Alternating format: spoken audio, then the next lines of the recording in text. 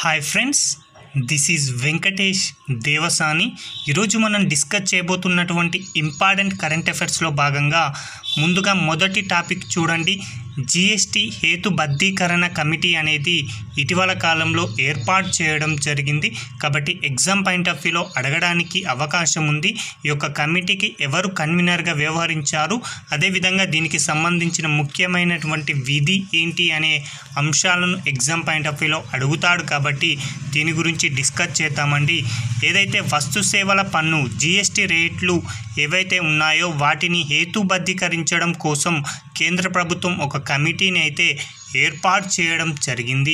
ఈ యొక్క కమిటీకి కన్వీనర్గా ఎవరు వ్యవహరించారు అంటే బీహార్ రాష్ట్రానికి సంబంధించినటువంటి డిప్యూటీ సీఎం అయినటువంటి సామ్రాట్ చౌదరి అనేటువంటి వ్యక్తి ఈ యొక్క జిఎస్టీ హేతుబద్ధీకరణ కమిటీకి కన్వీనర్గా ఉండడం జరిగింది. కాబట్టి అతడి పేరునైతే గుర్తుంచుకోండి. జిఎస్టీ హేతుబద్ధీకరణ కమిటీకి కన్వీనర్గా క్రింది వారిలో ఎవరున్నారని అడుగుతాడు. కాబట్టి సామ్రాట్ చౌదరి అండి, ఇతడు బీహార్ డిప్యూటీ సీఎం. అదేవిధంగా ఇతని నేతృత్వంలో ఉన్నటువంటి కమిటీలో మొత్తంగా 7 సభ్యులు ఉండడం జరిగింది. అయితే ఈ 7 సభ్యుల పేర్లు అంతగానం ఇంపార్టెంట్ కాదు కాబట్టి ఇక్కడ వారి పేర్లను అయితే మెన్షన్ చేయలేదు. కాబట్టి జస్ట్ ఎగ్జామ్ పాయింట్ ఆఫ్ వ్యూలో వస్తు సేవల పన్ను లేదా జిఎస్టీ రేట్ల హేతుబద్ధీకరణ కోసం కేంద్రం నియమించిన కమిటీకి కన్వీనర్గా సామ్రాట్ చౌదరి అనేటువంటి బీహార్ డిప్యూటీ సీఎం గారు ఉన్నారు అని గుర్తుంచుకోండి. అయితే ఈ యొక్క కమిటీ బాధ్యతలను కనుక పరిశీలిస్తే ప్రస్తుతం ఏవైతే జిఎస్టీ రేట్లు ఉన్నాయో ఆ యొక్క జిఎస్టీ రేట్ల హేతుబద్ధీకరణ కోసం కీలకమైనటువంటి సూచనలను ఇవ్వాల్సి ఉండడం జరిగింది. అదేవిధంగా ఇన్వర్టెడ్ సుంకం విధానంలో అవసరమైనటువంటి దిద్దుబాటు చర్యలు చేపట్టడం కోసం ఈ యొక్క కమిటీ అనేది పనిచేయబోతుంది. అదేవిధంగా జిఎస్టీకి సంబంధించి కొన్ని అంశాలకి మినహాయింపు అయితే ఇవ్వడం జరిగింది. కాబట్టి జిఎస్టీ మినహాయింపు జాబితాపై ఈ యొక్క కమిటీ సమీక్ష నిర్వహించడం జరుగుతుంది. అదేవిధంగా జిఎస్టీ ఆదాయాన్ని మరింతగా పెంచేందుకు ఏ విధమైనటువంటి మార్గాలు అనుసరించాలో కూడా ఈ కమిటీ సూచనలను ఇవ్వబోతుంది.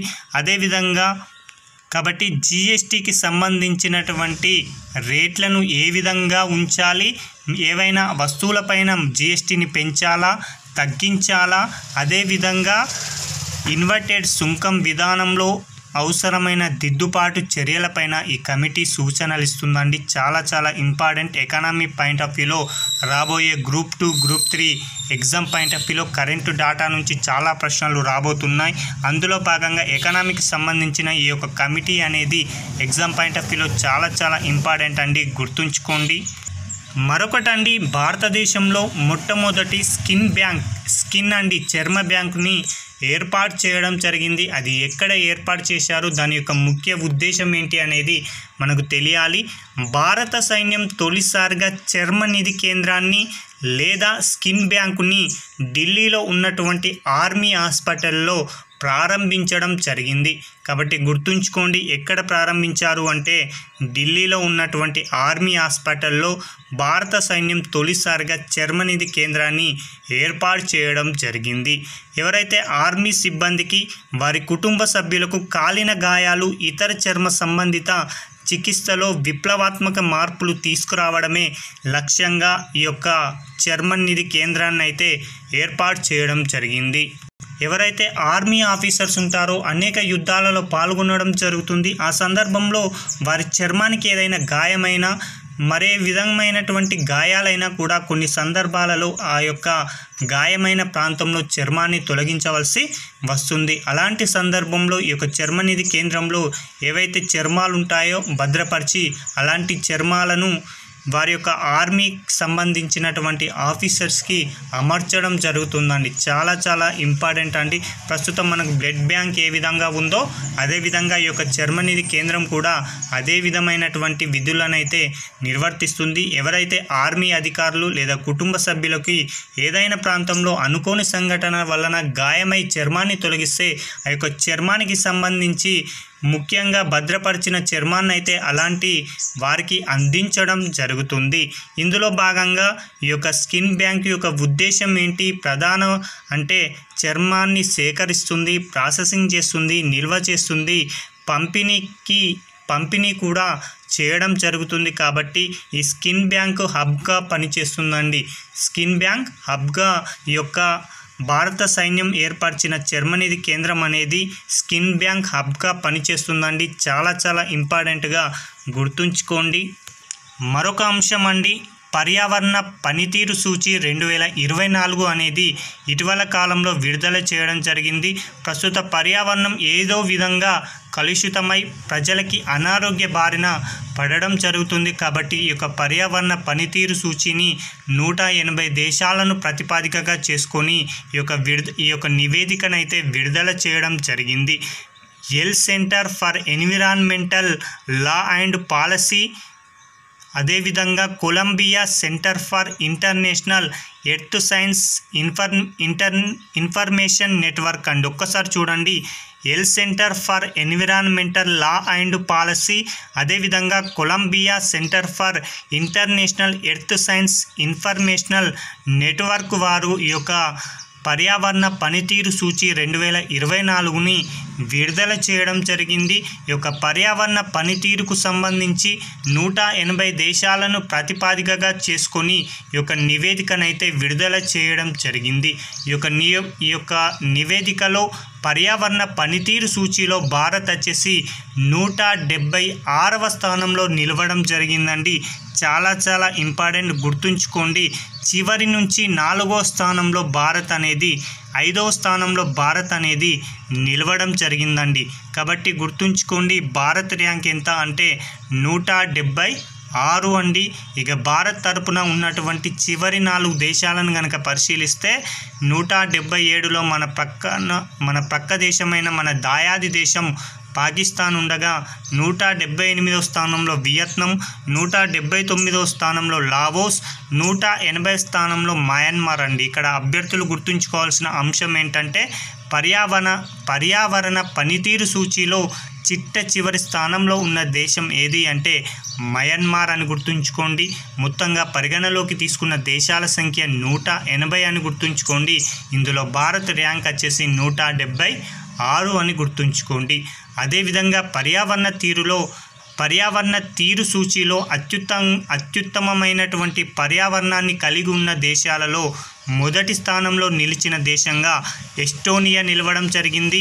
2వ స్థానంలో ఫిన్లాండ్ దేశం ఉండగా 3వ స్థానంలో గ్రీస్, 4వ స్థానంలో తిమోర్ లెస్తే, 5వ స్థానంలో బ్రిటన్ ఉండడం జరిగింది. కాబట్టి ఎగ్జామ్ పాయింట్ ఆఫ్ వ్యూలో వీటి యొక్క వరుస క్రమాన్ని గుర్తుంచుకోండి. Estonia, Finland, Greece, Timor Leste, UK అనేవి మొట్టమొదటి 5 స్థానాలలో ఉండడం జరిగింది.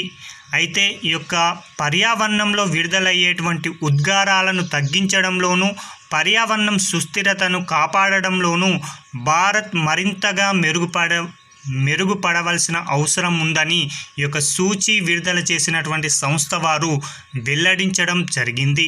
అదేవిధంగా 2050 నాటికి నికర సున్నా కార్బన్ ఉద్గారాలను సాధించడానికి అవసరమైన రేటుతో గ్రీన్ హౌస్ ఉద్గారాలను తగ్గించాలి అని కూడా చెప్పడం జరిగిందండి.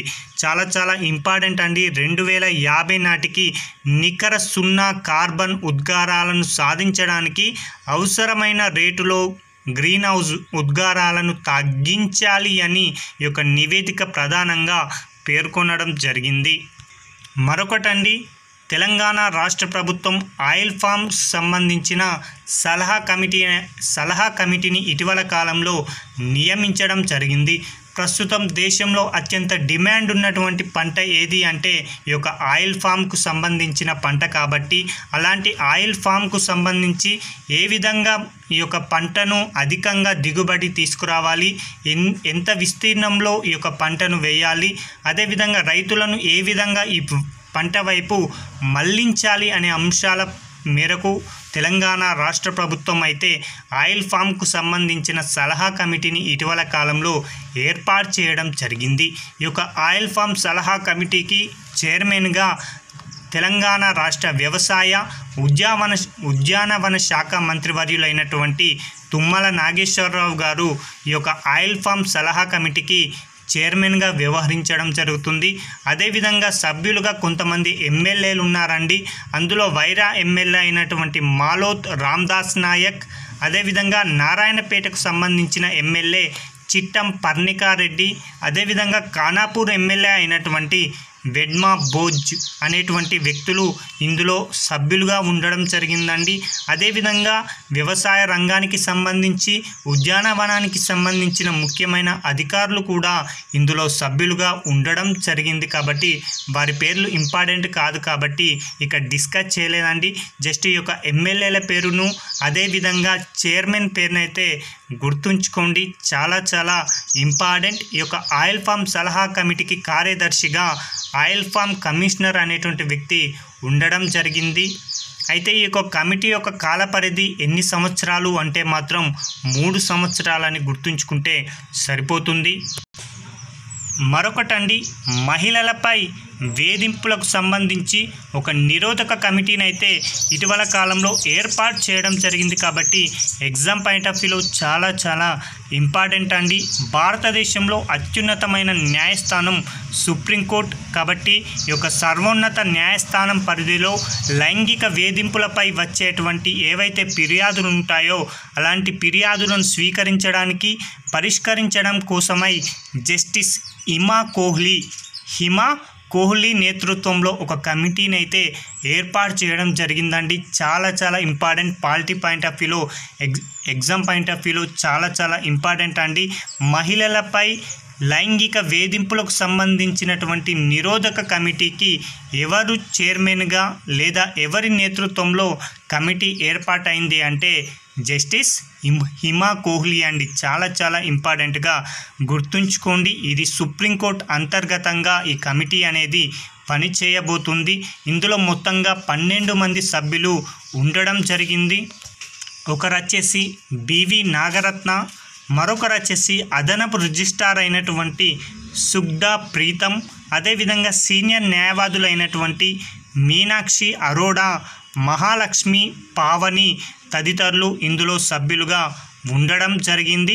జస్ట్ మనకి ఎగ్జామ్ పాయింట్ ఆఫ్ వ్యూలో ఇటీవల కాలంలో సర్వోన్నత న్యాయస్థానం లైంగిక వేధింపులపై వచ్చే ఫిర్యాదుల స్వీకరణ కోసం ఎవరి నేతృత్వంలో కమిటీని ఏర్పాటు చేసిందంటే జస్టిస్ హిమా కోహ్లీ అని గుర్తుంచుకోండి. అందులో కీలకమైన సభ్యురాలు వచ్చేసి బివి నాగరత్న, సుగ్దా ప్రీతం, మీనాక్షి అరోడా, మహాలక్ష్మి పావని. ఇక మిగతా సభ్యులు కూడా ఉంటారు కాబట్టి వారి పేరు అంతగానం ఇంపార్టెంట్ కాదు కాబట్టి ఇక్కడ మనం డిస్కస్ చేయడం లేదు. అయితే ఈ యొక్క కమిటీ లైంగిక వేధింపులపై వచ్చేటువంటి ఏవైతే ఫిర్యాదులు ఉంటాయో అలాంటి ఫిర్యాదులను పరిష్కరించడం జరుగుతుందండి. చాలా చాలా ఇంపార్టెంట్ అండి. ఈరోజు డిస్కస్ చేసిన ప్రతి అంశం కూడా ఎగ్జామ్ పాయింట్ ఆఫ్ వ్యూలో చాలా చాలా ఇంపార్టెంట్. దీనికి సంబంధించిన పీడిఎఫ్ని మన టెలిగ్రామ్ ఛానల్లో అప్లోడ్ చేయడం జరుగుతుంది. Thank you.